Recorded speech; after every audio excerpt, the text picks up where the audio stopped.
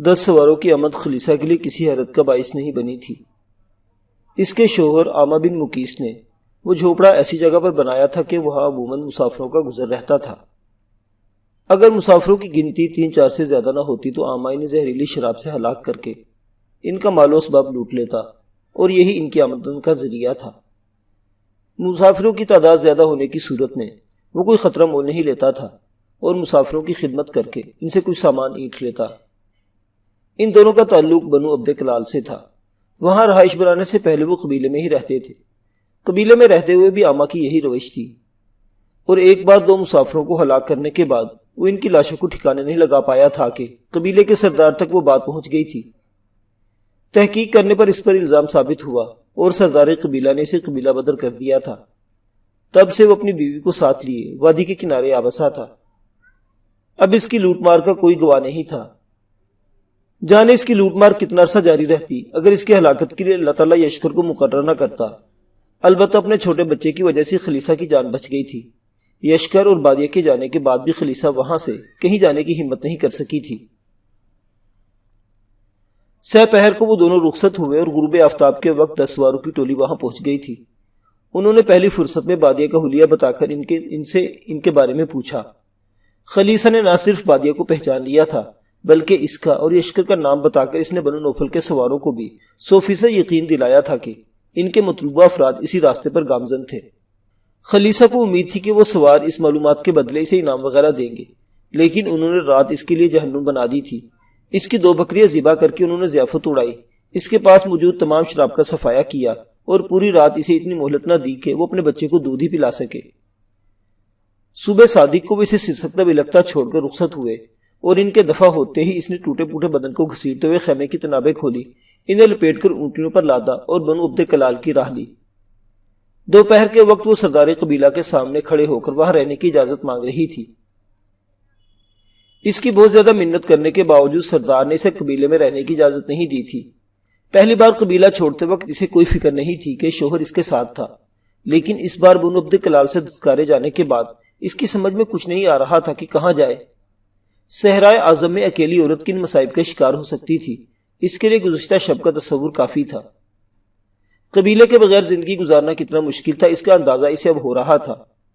کافی سوچ و بچار کے بعد وہ اس نتیجے پر پہنچی کہ اسے کسی اور قبیلے کے ساتھ منسلک ہونا پڑے گا، گو وہاں اسے دخیل سمجھا جاتا اور اس کی اہمیت قبیلے کے فرد کی سی نہ ہوتی، مگر اس کے بغیر کوئی چارہ نہیں تھا۔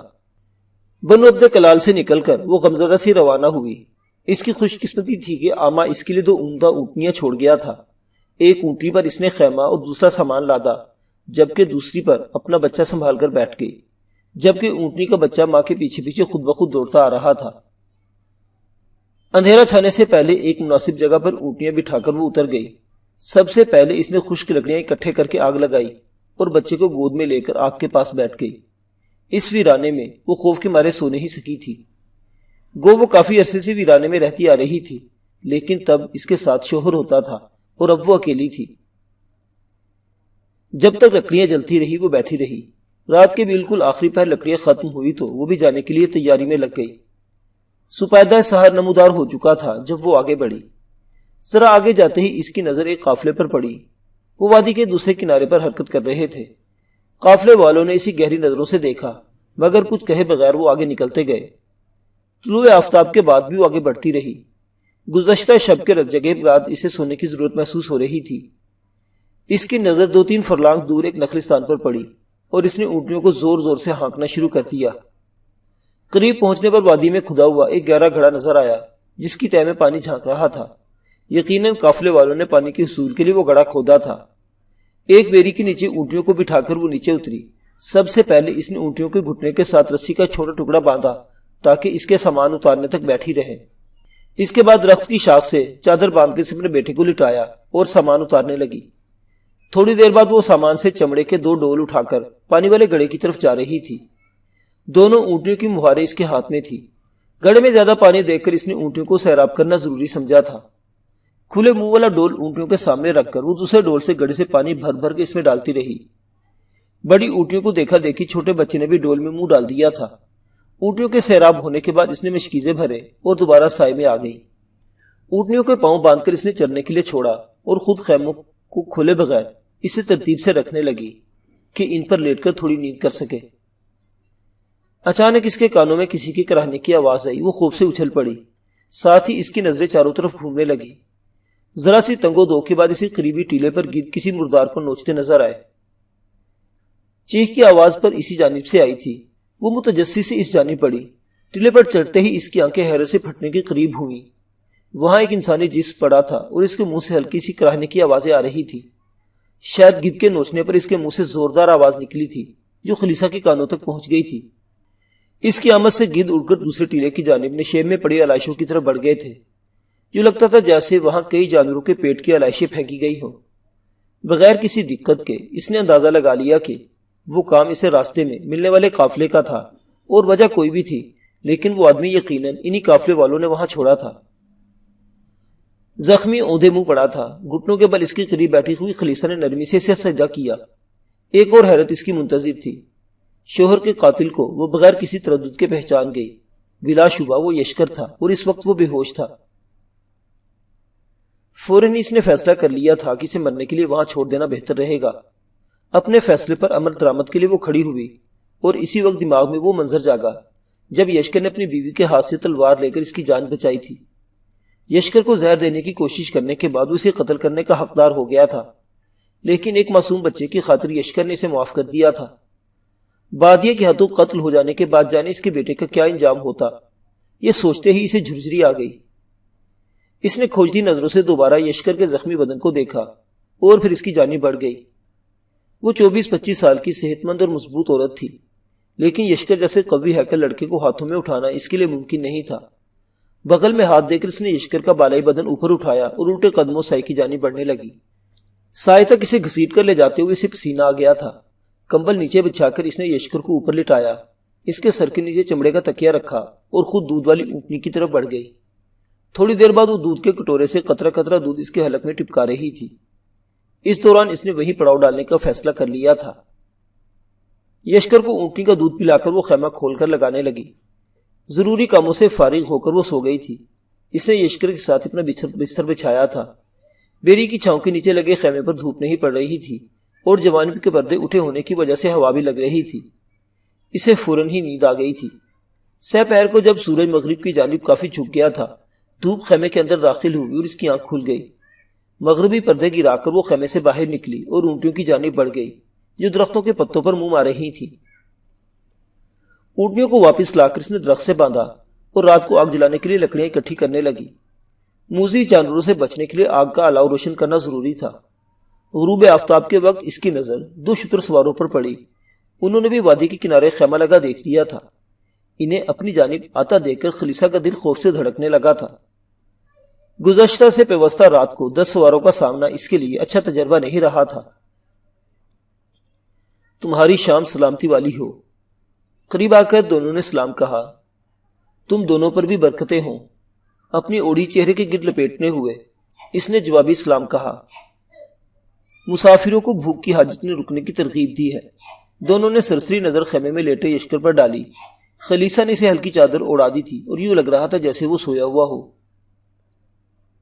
اونٹنی کا دودھ اور تھوڑی سی خشک کھجور موجود ہے۔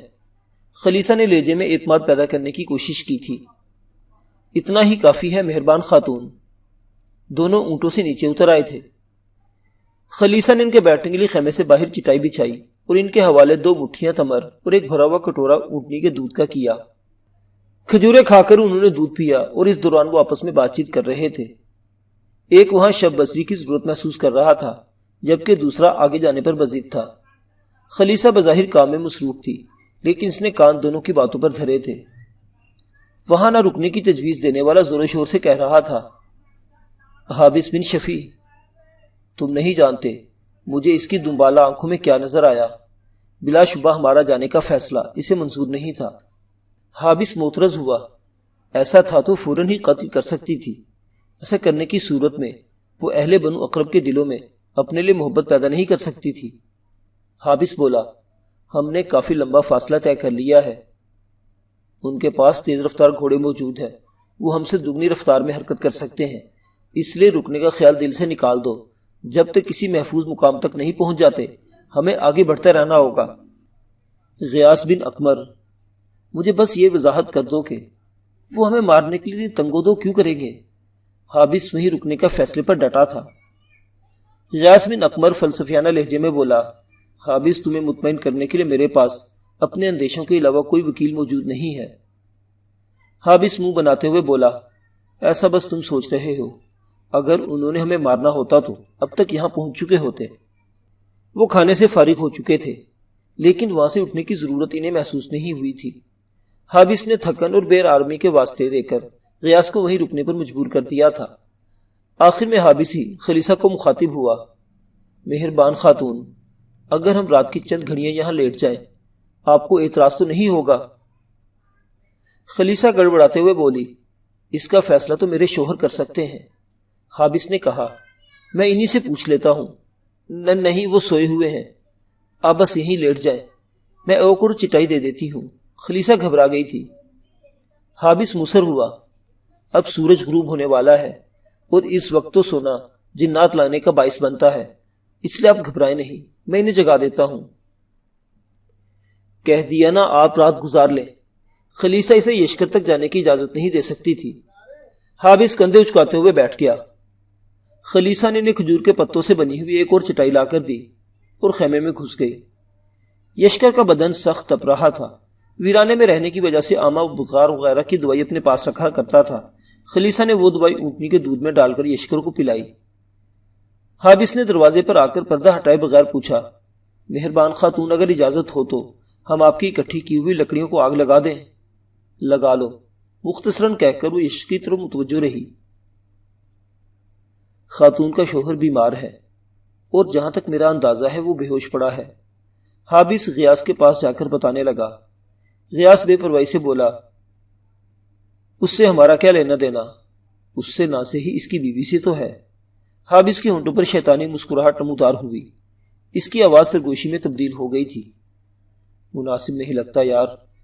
غیاث کھل کر انکار نہیں کر سکا تھا، یوں بھی خلیصہ کا خوشنما بدن ایسا نہیں تھا کہ وہ اسے نظر انداز کر سکتے۔ حابس ہوس بھرے لہجے میں بولا، تمہاری قسم، اس کے جسم پر تہ بتہ چڑھا ہوا گوشت دیکھ کر یہیں رکنے کا اصرار کر رہا تھا۔ میں نے تو سوچا تھا اس کے خامد کو بے بس کرنا پڑے گا، مگر یہاں تو کوئی محنت ہی نہیں کرنا پڑ رہی۔ عرب معاشرے میں خواتین کا فربہی مائل ہونا خوبصورتی کی علامت تھا، اور خلیصہ کا صحت مند بدن ان کے حیوانی جذبات کو برانگیختہ کر رہا تھا۔ یوں بھی ویرانے میں کسی اکیلی عورت پر درد تراسی کرنا ان کے نزدیک حماقت تھی، اور وہ احمق نہیں کہلانا چاہتے تھے۔ غیاث کی خاموشی اس کی رضامندی کا اندیا تھا۔ حابس خشک لکڑیوں کے ڈھیر سے چھوٹی سی لکڑیاں لے کر آگ جلانے کے لیے نیچے رکھنے لگا تھا۔ تھوڑی دیر بعد وہ پتھروں کے ذریعے آگ سلگا چکا تھا۔ آگ جلا کر وہ تھکے ہوئے بدن کو آرام دینے کے لیے چٹائی پر پاؤں پھیلا کر بیٹھ گئے۔ رات گہری ہوتی جا رہی تھی اور ان کی ہوسناک سوچوں میں خلیصہ کا خوشنما بدن لہرا رہا تھا، اور پھر حابس سے مزید صبر نہیں ہو سکا تھا۔ اس نے خلیصہ کو آواز دی، مہربان خاتون، پینے کا پانی مل جائے گا؟ خلیصہ جاگ رہی تھی اور جانتی تھی کہ اگر اس نے جواب نہ دیا تو وہ خیمے میں داخل ہونے کی کوشش کرے گا، اور وہ یشکر کا بے ہوش ہونا ان پر ظاہر نہیں کرنا چاہتی تھی۔ لاتی ہوں، بیزاری بھرے انداز میں کہہ کر اس نے بچے کو گود سے نکال کر بستر پر لٹایا اور مشکیزہ اور مٹی کا پیالہ اٹھا کر خیمے سے باہر نکل آئی۔ گودیلے دل میں وہ ان سے خوفزدہ تھی اور بار بار خود کو تسلیاں دے رہی تھی کہ یشکر کی وجہ سے وہ اس پر ہاتھ نہیں ڈال سکیں گے، لیکن بیچاری کو یہ معلوم نہیں تھا کہ اس کا خیمے سے باہر بلایا جانا اس کے اندیشوں کی تصدیق کرنے والا تھا۔ اپنے بدن کو اس نے اچھی طرح چادر سے لپیٹ لیا تھا۔ علاؤ نے ماحول کو خوب روشن کیا ہوا تھا۔ اس روشنی میں دو قوی ہیکل مرد ہوسناک نظریں اس کے وجود پر گاڑے بیٹھے تھے۔ خلیصہ کا دل زور زور سے دھڑکنے لگا تھا۔ وہ جلدی سے مشکیزہ اور پیالہ ان کے قریب رکھ کر پیچھے مڑنے لگی۔ حابس نے دبنگ لہجے میں کہا، ٹھہرو۔ وہ کانپ گئی تھی۔ خوف سے لرزتے ہوئے اس کی طرف جانی مڑی۔ گھڑی پر ہمارے پاس بھی بیٹھ جاؤ، بیمار خاوند کا ساتھ تمہیں کیا فائدہ دے گا؟ ہوسناک لہجے میں کہتے ہوئے حابس نے ایک دم اس کی کلائی تھام لی تھی۔ چھوڑو مجھے، وہ خوفزدہ انداز میں ہکلائی۔ اتنی بھی کیا بے مروتی، تم ہماری میزبان ہو اور مہمانوں کی خدمت کرنا تمہاری ذمہ داری ہے۔ حابس نے جھٹکا دے کر اسے اپنی طرف کھینچا۔ حبل کے واسطے مجھے جانے دو، وہ گڑگڑائی۔ حابس نے شیطانی قہقہا لگایا، یہ وقت حبل کو یاد کرنے کا نہیں ہے، میں کہتی ہوں مجھے چھوڑ دو۔ حابس کی دست درازی بڑھتے دیکھ کر وہ چلائی تھی، مگر اس کی چلانے کی پرواہ کیے بغیر حابس نے ایک جھٹکے سے اس کی چوگانما قمیص کو سامنے سے پھاڑ دیا تھا۔ غیاث اطمینان بھرے انداز میں الاؤ پر لکڑیاں ڈالتے ہوئے تماشا دیکھ رہا تھا۔ خلیصہ کو مزاحمت پر آمادہ دیکھ کر حابس جذبات سے بوجھل آواز میں ہانپتا ہوا بولا، ذرا اس کے ہاتھ پکڑو۔ اور ملکہ کتالہ کے لائق کیا حکم ہے؟ وہ آواز نہیں سورہ اسرافیل تھا، جسے سن کر حابس اور غیاث دہشت و خوف سے سن ہو گئے تھے۔ کتالہ اور امریل دونوں روشنی کی جانب سے آئے تھے۔ آگ کے الاؤ کی وجہ سے وہ تماشا انہیں کافی دور سے نظر آ گیا تھا۔ ہوس بھرے جذبات نے ان کی سماعتوں پر مہر لگا دی تھی اور وہ گھوڑوں کی ٹاپ بھی نہیں سن سکے تھے۔ یہ علیحدہ بات، وہ سننا ان کے کسی کام نہیں آ سکتا تھا۔ سنہری بالوں والی خلیصہ چیختے ہوئے حابس کی گریف سے نکلنے کی کوشش کر رہی تھی۔ اس نے کتالہ کی آواز نہیں سنی تھی، لیکن جو ہی حابس کی گریف اس کے بدن سے ہٹی، وہ تڑپ کر اٹھی اور اسی وقت اس کی نظر الاؤ کی روشنی میں گھوڑے پر بیٹھی لڑکی پر پڑی۔ اگلے ہی لمحے وہ چیختے ہوئے اس کی جانب بڑھی، سردار زادی بادیا، مجھے ان درندوں سے بچا لو۔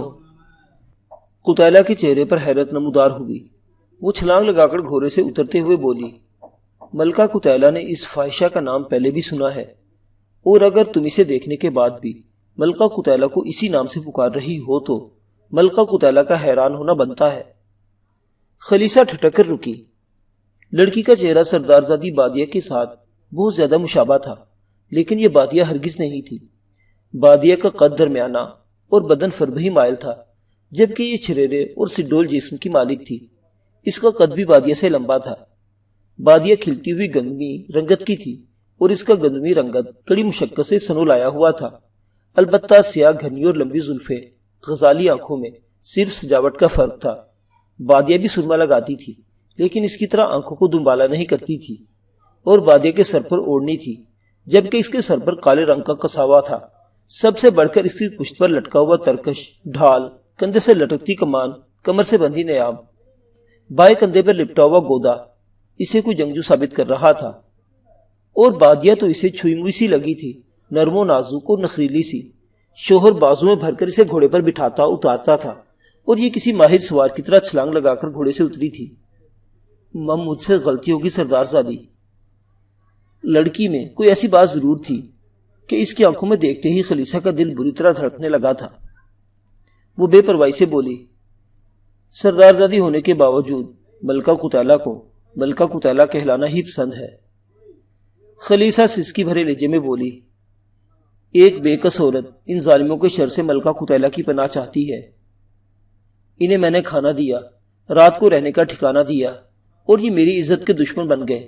میرا شوہر بیمار ہے، اگر ٹھیک ہوتا تو یقیناً مجھے یوں بے عزت نہ ہونا پڑتا۔ کتالہ کے ہونٹوں پر زہریلی ہنسی نمودار ہوئی۔ خاتون، تم نے صحیح در کھٹکھٹایا ہے۔ حابس مکاری سے بولا، ملکہ کتالہ، ہم بنو تریب کے باسی بننے پر تیار ہیں۔ ہم ملکہ کتالہ کی سرداری قبول کرتے ہیں۔ تم نے درست فیصلہ کرنے میں دیر کر دی جوان۔ اس نے ایک جھٹکے سے تلوار بے نیام کی۔ غیاث خوفزدہ لہجے میں بولا، ہم ملکہ کتالہ ہی کی اجازت سے آئے تھے۔ اب یہ تکرار بے فائدہ ہے۔ ملکہ کتالہ ایک مظلوم خاتون کو زبان دے چکی ہے۔ حابس جلدی سے بولا، ہم معزز خاتون سے معافی مانگ لیں گے۔ تم لوگوں نے اونٹ کو گابن کرنا چاہا اور ناکامی پر عقاب کے انڈوں کے متلاشی ہو رہے ہو۔ مشہور کہاوت دہراتے ہوئے مسکرا دی تھی۔ غیاث نے یتیمانہ لہجے میں کہا، ہم رحم کی درخواست گزار ہیں۔ حالانکہ تھوڑی دیر پہلے ایک مظلوم عورت اس سے رحم کی بھیک مانگ رہی تھی، لیکن وہ کچھ سننے پر بھی آمادہ نہیں تھے، اور اب اپنی جان پر بنی تھی اور وہ رحم کی متلاشی ہو رہے تھے۔ ایسے ظالموں پر اللہ پاک ظالم ہی مسلط کرتا ہے، اور ان پر بھی ایک ظالم مسلط ہو گئی تھی۔ ملکہ کتالہ سے غلط امیدیں باندھ رہے ہو۔ اس نے دوبارہ تلوار گھما کر اس مباحثے کا اختتام کر دیا۔ دونوں کے بے سر کے لاشیں اسی ریت پر تڑپ رہے تھے جہاں وہ خلیصہ کو تڑپانے کا گھنونا منصوبہ سوچے ہوئے تھے۔ نزا کی حیثیت سے برسرے پیکار حابس کی قمیص کے دامن کو پھاڑ کر اپنی تلوار کی دھار صاف کرتے ہوئے وہ خلیصہ کی جانب متوجہ ہوئی۔ تم مسافر ہو؟ خلیصہ نے نفی میں سر ہلایا۔ ایک ترید ہوں ملکہ کتالہ، مجھے میرے شوہر کو بنو عبد کلال کے سردار نے قبیلے سے آگ کر دیا ہے۔ وہ فیاضی سے بولی، تمہیں ملکہ قتیلہ بنو ترید میں خوش آمدید کہتی ہے؟ بنو ترید؟ خلیصہ کے چہرے پر حیرانی نمودار ہوئی۔ اس قبیلے کا نام پہلی بار سنا ہے۔ اس کی بات کا جواب دیے بغیر وہ امریل کی طرف متوجہ ہوئی۔ واپسی کے بارے کیا مشورہ ہے؟ چند گھڑیاں آرام کرنا بہتر رہے گا۔ ان کی لاشوں کو تھوڑا اور دور پھینک دو تاکہ ابو جعدہ اور ابن آوا کو ملکہ قتیلہ کے لیے مناجات کا موقع ملے۔ امریل خوش دلی سے سر ہلاتا ہوا لاشوں کی جانب بڑھ گیا۔ دونوں کو ایک ایک ٹانگ سے پکڑ کر انہیں گھسیٹتا ہوا دور لے جانے لگا۔ قتیلہ نے گھوڑے سے زینے اتار کر چٹائی کے پاس رکھی اور اپنے بدن پر سجے ہتھیار اتارنے لگی۔ ترکش، ڈھال، کمان، تلوار اور خنجر اتار کر اس نے اپنے پہلو میں رکھے اور زین پر سر ٹیک کر لیٹ گئی۔ میں آپ کے ساتھ جانے کو تیار ہوں ملکہ قتیلہ۔ کافی دیر سے سوچ و بچار میں مصروف خلیصہ کی آمد آخرکار فیصلہ کرنے میں کامیاب ہو گئی تھی۔ تم نے ملکہ قتیلہ کو بادیہ کے نام سے کیوں پکارا تھا؟ دل میں موجود خلیش اس کے ہونٹوں پر سوال بن کر ابھری۔ خلیصہ ندامت سے بولی، سردارزادی بادیہ کا چہرہ بالکل آپ کی طرح ہے۔ آگ کی روشنی میں آپ پر سرسری نظر ڈالتے ہوئے مجھے اس کا گمان ہوا، لیکن بغور دیکھنے پر میری غلط فہمی دور ہو گئی تھی۔ کیا وہ بالکل ملکہ قتیلہ کی طرح دکھتی ہے؟ نہیں ملکہ، اس کا قد آپ سے چھوٹا ہے اور جسم میری طرف فربہی مائل ہے، نخریلی اور شوہر کی لاڈلی ہے۔ اس کا شوہر بازو میں بھر کر اسے گھوڑے سے اتارتا اور بازو میں اٹھا کر گھوڑے پر بٹھاتا تھا۔ شوہر کی گود میں سر رکھ کر سوتی تھی۔ بس آنکھیں، بال اور ناک وغیرہ سر آپ کی مشابہ تھی، ورنہ حقیقت تو یہ ہے کہ آپ کہاں اور وہ کہاں۔ خلیصہ کے لہجے میں خوش آمد در آئی تھی۔ قتیلہ نے پوچھا، تم نے انہیں کہاں دیکھا؟ دونوں کچھ دیر سستانے کے لیے ہمارے پاس رکے تھے اور دن کا کچھ حصہ گزار کر آگے بڑھ گئے تھے۔ وہ بیزاری سے سر ہلاتے ہوئے بولی، اگر پانی موجود ہے تو ملکہ قتیلہ اور امریل کے گھوڑے پیاسے ہیں۔ پانی موجود ہے۔ چمڑے کے ڈول اٹھا کر خلیصہ نے دونوں کے گھوڑوں کی لگامیں تھامی اور وادی میں کھدے ہوئے گڑھے کی جانب بڑھ گئی۔ وہ 50-60 قدم ہی دور تھا۔ وہ گھوڑوں کو پانی پلا کر لوٹی تو امریل بھی واپس پہنچ چکا تھا۔ گھوڑوں کو درخت سے باندھ کر دونوں کے لیے اونٹنی کا دودھ لے آئی۔ اس دوران قتیلہ نے یشکر اور بادیہ کے متعلق چند سوال بھی پوچھے تھے۔ صبح تڑکے وہ جانے کے لیے تیار تھے۔ امریل نے سامان کی اونٹ پر ہی یشکر کے لیے جگہ تیار کی تھی اور اسے آرام سے لٹایا جا سکے۔ سفر کے آغاز کے ساتھ ہی قتیلہ نے امریل کو ہدایت دی، تم خلیصہ کو حفاظت سے لے کر آنا، ملکہ قتیلہ کا وہاں جلد پہنچنا ضروری ہے۔ یہ کہتے ہی اس نے امریل کا جواب سنے بغیر گھوڑے کو ایڑ لگا دی تھی۔ معزز سامعین حضرات، عرب و عجم کی یہ حسین داستان ابھی جاری ہے۔ بقیہ واقعات اگلی قسط میں۔ دیکھتے رہیے ناولستان، اسلامی اور تاریخی کہانیوں کا مرکز۔ اللہ حافظ۔